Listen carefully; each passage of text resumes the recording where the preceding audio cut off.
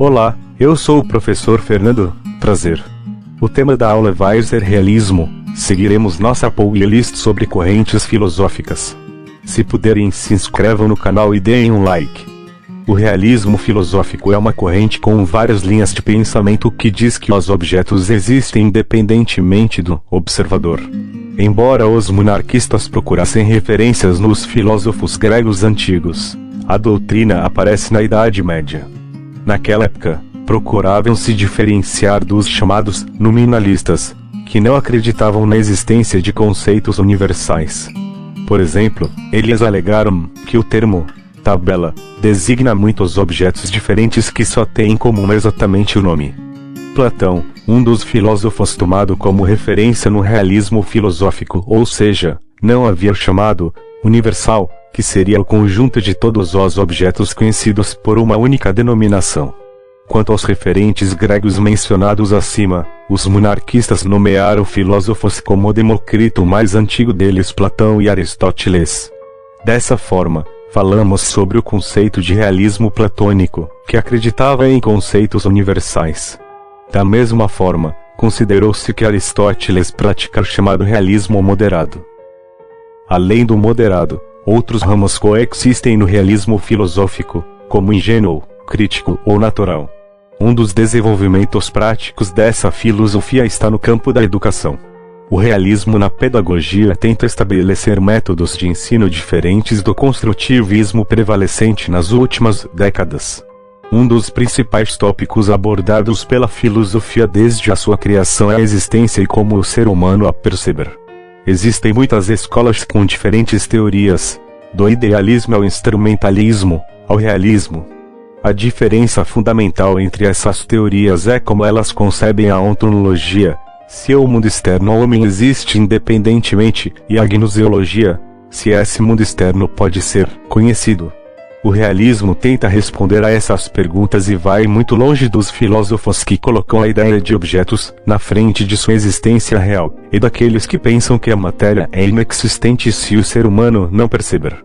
Para resumir o conteúdo do pensamento realista, pode-se afirmar que é a corrente filosófica que acredita que todos os objetos materiais têm sua própria existência, independentemente de sua relação com o homem. Os pontos fundamentais para entender o realismo filosófico estão contidos na máxima de que os objetos são reais além do fato de que alguém os esteja observando. E o ser humano conhece essa realidade através de seus sentidos. Quanto ao campo do conhecimento, questão importante nessa corrente, estabelece-se que o indivíduo é passivo. Isso implica que cada pessoa é um tipo de recipiente vazio que é preenchido com conhecimento. O importante é o que você aprende, não as circunstâncias das pessoas. Embora, como corrente de pensamento, apareça na Idade Média, os filósofos confiaram em alguns autores da filosofia grega. Esses autores já começaram a considerar esses dilemas e deixaram seus ensinamentos sobre o assunto. Embora muitos autores não concordem com a presença de Platão no realismo, sua filosofia fazia parte do início dessa corrente da Idade Média. Naquela época, começamos a falar sobre o realismo platônico, que afirma a existência real dos universais. Para dar um exemplo que esclarece a ideia, o nome, cadeira, refere-se a um tipo de natureza geral desses móveis. Assim, a ideia, cadeira, é independente de cada cadeira em particular. Universal, como Platão chamou essas ideias, tem uma existência metafísica. Demócrito se conecta muito melhor em ideias realistas, mais especificamente com o nosso chamado realismo crítico. Esse pensador, reconhecendo que os objetos existem por si mesmos, pensa que há certas qualidades que são contribuídas por cada pessoa para percebê-los com seus sentidos. Por fim, Aristóteles discorda do pensamento de Demócrito e ressalta que as propriedades percebidas também existem independentemente do que o observador pensa. É o chamado realismo natural. E na filosofia medieval, quando o realismo realmente aparece, mesmo que eles colecionem essas contribuições clássicas. Naquela época, o termo era mais semelhante ao usado por Platão em seus escritos e nasceu como uma reação a outros pensamentos, como nominalismo e conceitualismo. Dessa maneira, os filósofos da época consideraram que os universais descritos por Platão eram reais, mas apenas na mente, e que são inspirados por coisas que existem.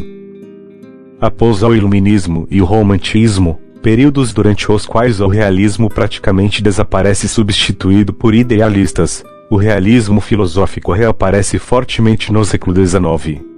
Os realistas afirmam que apenas o que percebemos e experimentamos durante a vida é real. O conceito de realidade, em abstrato, não existe para eles, apenas a experiência das pessoas.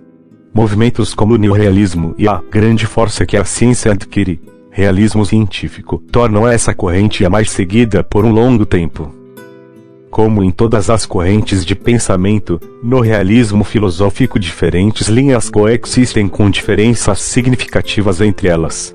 Também houve variações dependendo do tempo, influenciadas pelo contexto histórico. Estes são alguns dos principais, juntamente com os pensadores mais importantes. Realismo ingênuo. Esse tipo de realismo não levanta nenhuma dúvida sobre o conhecimento. Para os seguidores desta corrente, o que é observado ou percebido é o que existe, incluindo as peculiaridades de cada objeto. Realismo crítico, embora coincida em algumas coisas com as anteriores, não pensa que a realidade seja integralmente percebida pelos sentidos. Para eles, cada pessoa contribui com parte de sua subjetividade para cada objeto. Autores como Roy Bhaskar ou Ron Arrest destacam o realismo moderado é o imposto durante a Idade Média e, como explicado anteriormente, acredita na existência de universais, embora não como algo material, mas como um conceito mental. Como autores, você pode nomear Sartre, Schopenhauer e, em alguns aspectos, São Tomás de Aquino.